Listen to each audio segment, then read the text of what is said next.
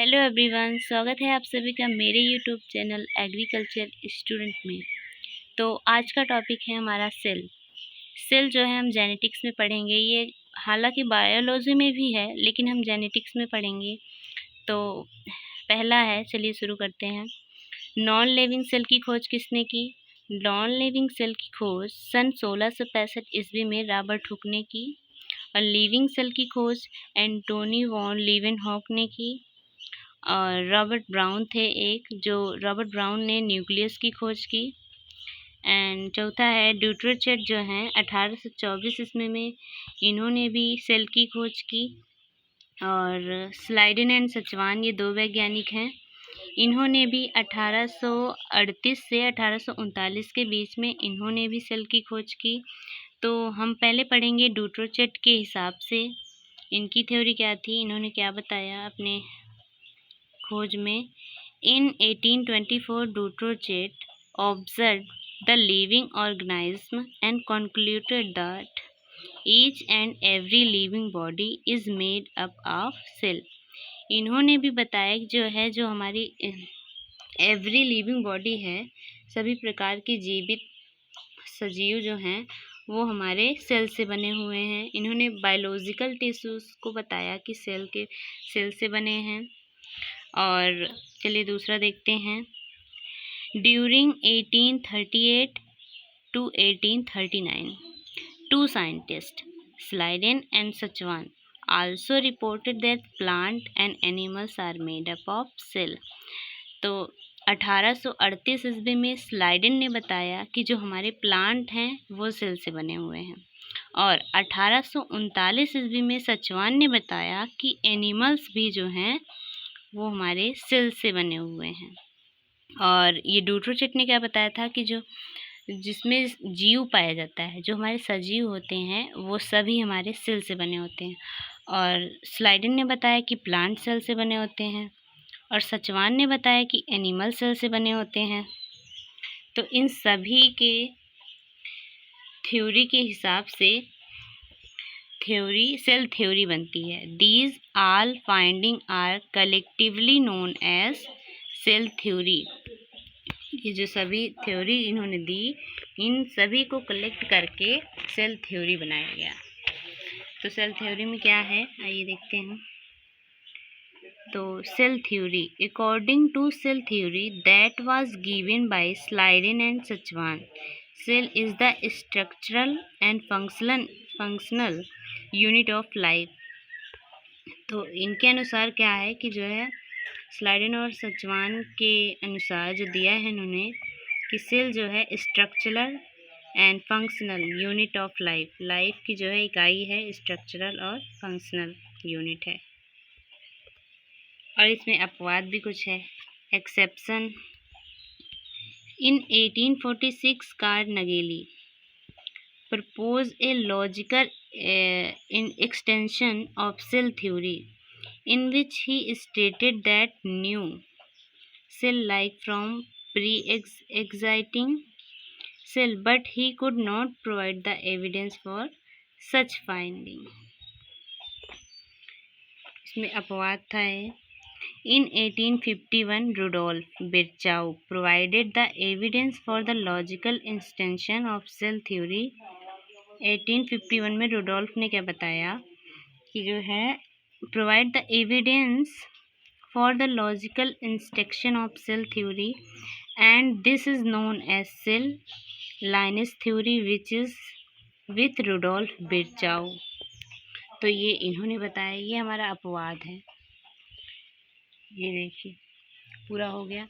अब हम cell division देखेंगे, कितने भागों में सेल को डिवाइड किया गया। सेल को दो भागों में डिवाइड किया गया है, एक प्रोकैरियोटिक एंड एक यूकैरियोटिक। तो पहला है प्रोकैरियोटिक। तो प्रोकैरियोटिक जो होता है दो वर्ड से मिलकर बना है, प्रो और कैरियन। प्रो का मतलब होता है प्रिमिटिव टाइप एंड कैरियन का मतलब होता है न्यूक्लियस है। प्रिमिटिव मतलब फाल्स होते हैं, जो है the cell that have primitive nucleus, they don't nuclear they don't have nuclear membrane are known as prokaryotic. इसका मतलब होता है ये जो प्रोकैरियोटिक सेल होते हैं ये प्रिमिटिव न्यूक्लियस से बने होते हैं, मतलब फॉल्स न्यूक्लियस से बने होते हैं, और इनमें जो है न्यूक्लियर मेम्ब्रेन एब्सेंट होता है, मतलब नहीं पाया जाता है। इसका एग्जांपल क्या है, देखिए, bacterial cell, blue green algae cell, microplasma, ये सब हमारे प्रोकैरियोटिक सेल के एग्जाम्पल हैं।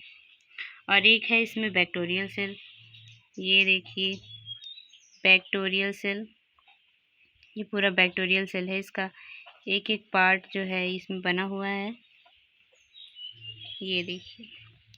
अब आएंगे हम दूसरा क्या है, यूकैरियोटिक। तो दूसरा है यूकैरियोटिक।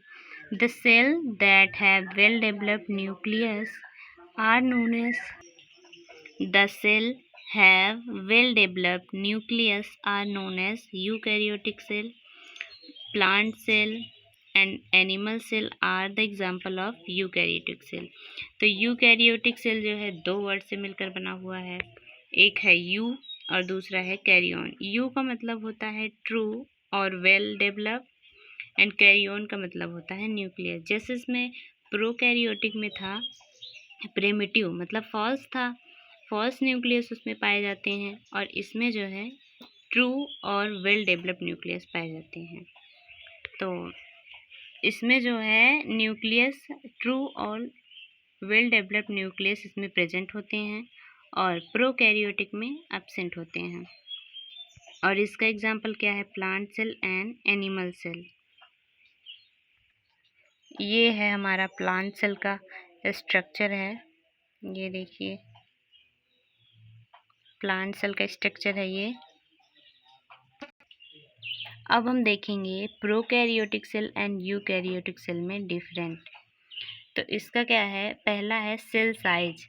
सेल साइज जो होती है प्रोकैरियोटिक सेल में 2 से 10 माइक्रोन मीटर होती है, और यूकैरियोटिक में 2 से 10,000 माइक्रोन मीटर होती है। और दूसरा है सेल डायमीटर। सेल डायमीटर जो होता है प्रोकैरियोटिक में ये 5 से 10 माइक्रोन मीटर होता है, और यूकैरियोटिक में 10 से 100 माइक्रोन मीटर होता है। एंड तीसरा है सेल वॉल।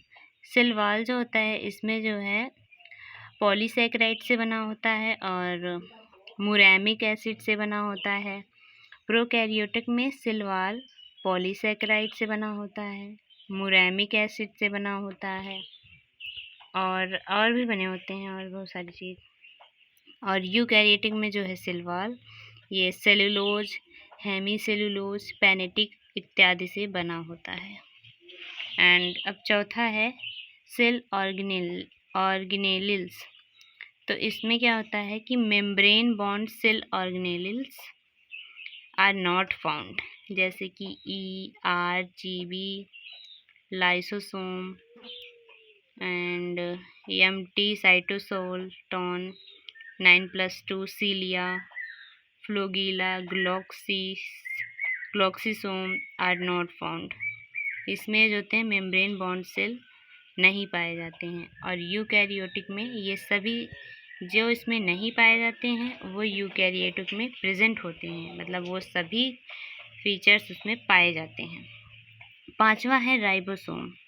राइबोसोम इसमें 70S होता है। 70S जो है 50S + 30S मिलकर बना है, और यूकैरियोटिक में 80S होता है जो कि 60X + 40X से मिलकर बना हुआ है।